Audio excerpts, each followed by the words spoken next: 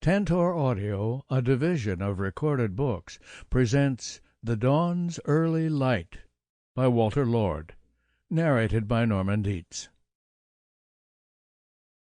Foreword. Today it is called the War of 1812.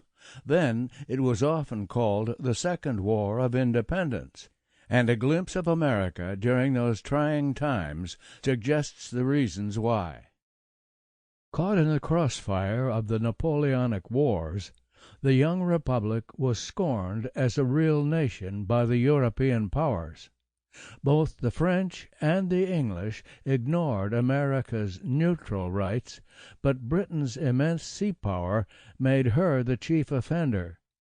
For years she had impressed American sailors on the high seas, had issued a series of orders in council forbidding trade with continental Europe, had not only blockaded the French coast, but seized American vessels suspected of trading with the enemy wherever found on the oceans. For years America had proclaimed her rights in vain. Threats, lures, embargo, a non-intercourse act, all were tried in turn, and nothing worked. Meanwhile, other sores were festering too.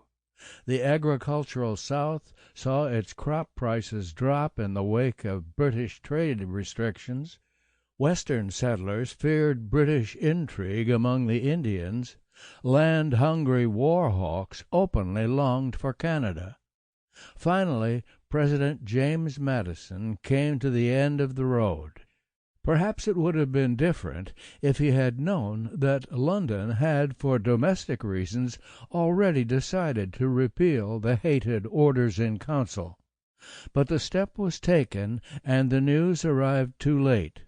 On June 18th, 1812, the United States formally declared war on Great Britain. Yet the very vote for war showed how nearly right Europe was in refusing to take the new country seriously. The results showed anything but a strong, united people. All the Federalists in Congress voted against the declaration.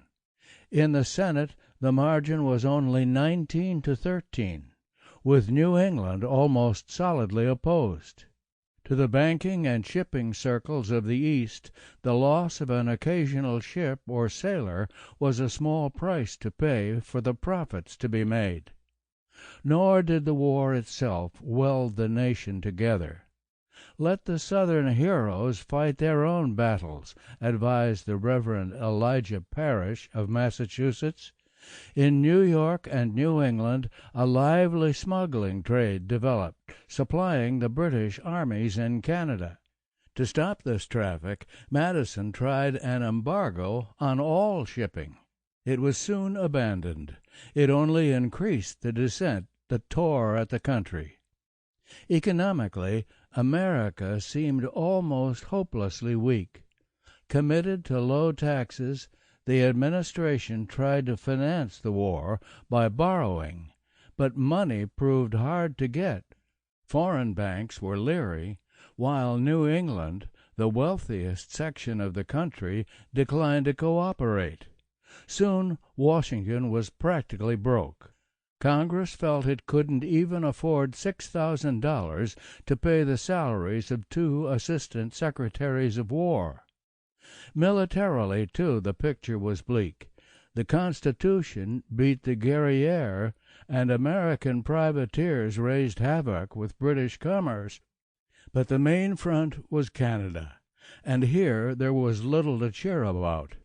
Perry won Lake Erie, but it was clear by the end of 1813 that the Canadian front was a bloody stalemate. Nor did the East Coast escape. British warships maintained an ever tighter blockade, and during much of 1813 an enemy squadron roamed at will about the Chesapeake Bay. Raiding parties burned Frenchtown and Havre de Grace, pillaged Hampton, and prowled up the Potomac only 50 miles from Washington itself. The president's irrepressible wife, Dolly, dusted off the old Tunisian saber, Sample complete. Ready to continue?